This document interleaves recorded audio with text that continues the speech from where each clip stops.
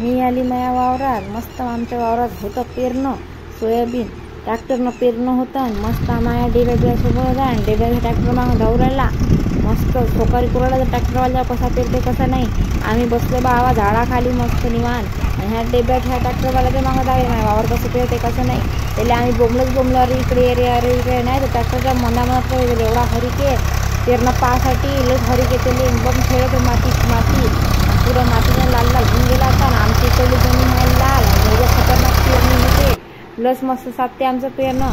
मस्त त्या दिवशी उगाड होती. त्या दिवशी आमच्या वावरातलं पेरणं मस्त झालं.